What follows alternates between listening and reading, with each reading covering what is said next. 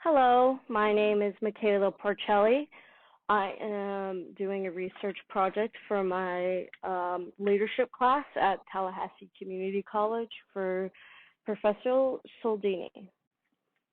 The class is SLS 2261. So, my research was about a woman who had multiple head injuries. This is how she died. This was the death certificate.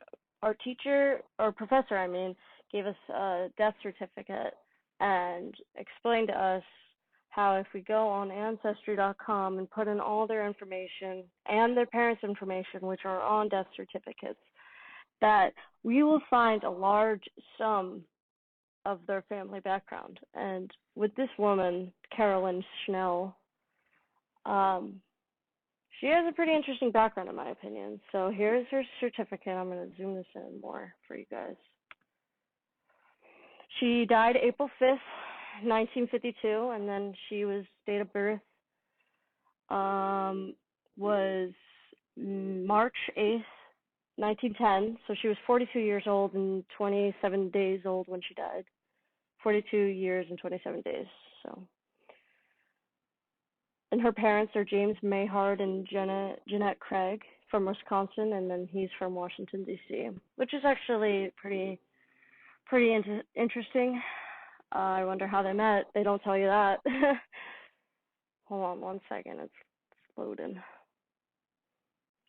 Alrighty, so which is cool about Ancestry, it also gives you their facts. So when she was 6 years old, her father died.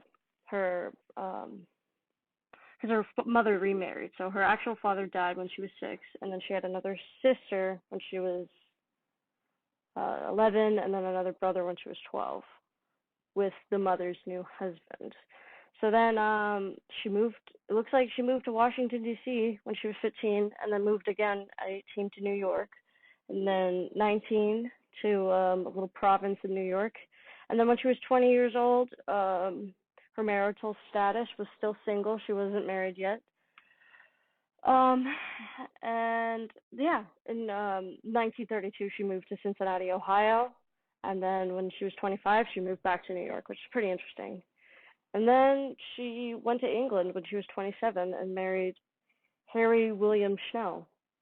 Now, his background, I want to talk more about than hers, but apparently, he is a direct descendant of someone from the Mayflower. So these two, they get married, and they have a son named James when she's 28 years old at 1939. And then, we're going to go back for a second.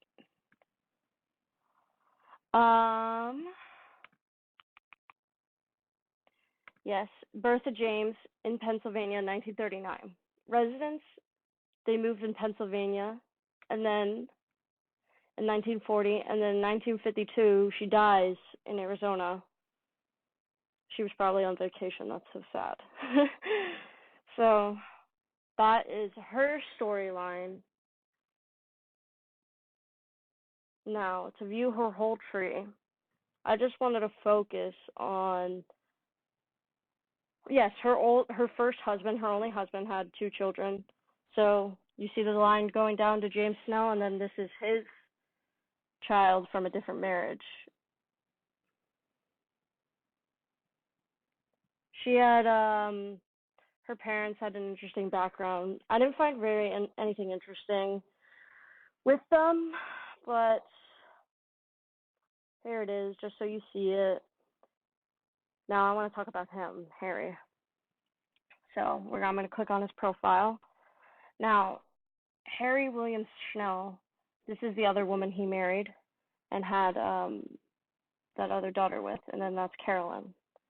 Now, Harry William, if I zoom out, zoom back in, is a direct descendant, like I said, of someone from the Mayflower. So I'm going to keep going back. So his mother's side, and then his mother's side, her father's side, and then with the father's side, right here, the George B. Pratt, goes up to her grandfather's mother's side. So now I'm going to click her tree and expand it more. Okay. Here we go.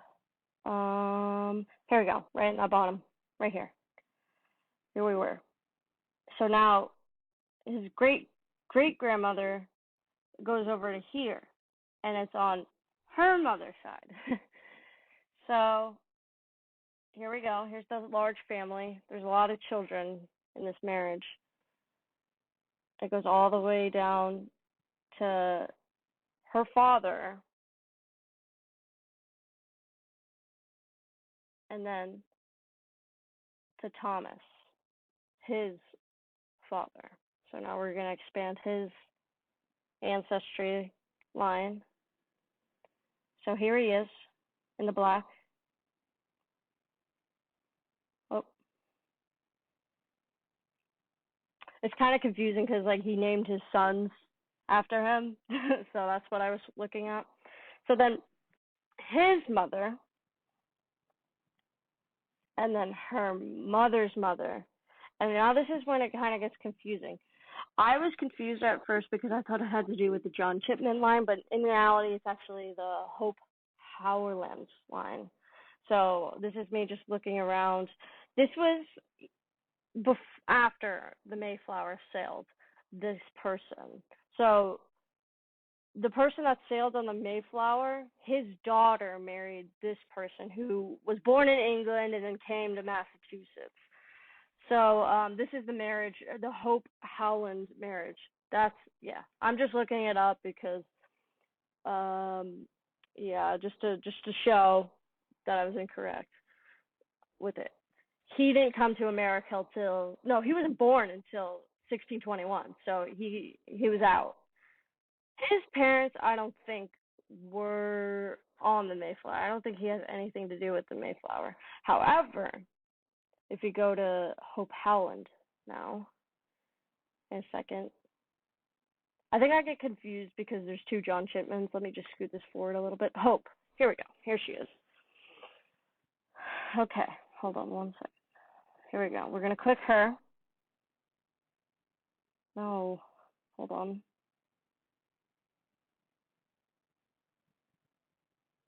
Hold on one second. Here we go. Hope Howland. Here she is. And then here's the rest of the line down here. Hope Howland, John Howland was the person that sailed in the Mayflower. Direct descendants, which is, I think, is personally crazy. There she is, birth 1629. He had her when she was 38. He had to sail when he was 29. So he was 29 years old when the Mayflower first sailed. He was a big part when Plymouth was, developing, I guess, turning into a colony, a regional colony, town, province.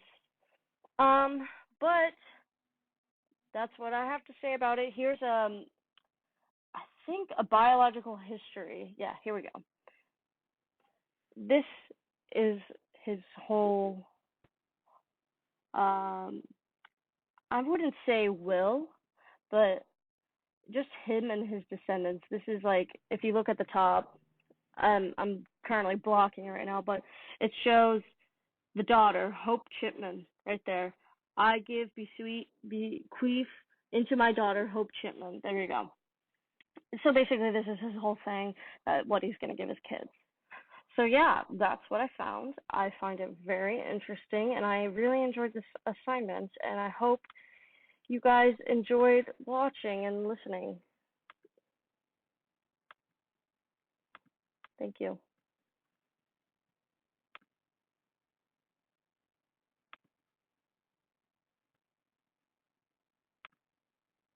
Mm-hmm.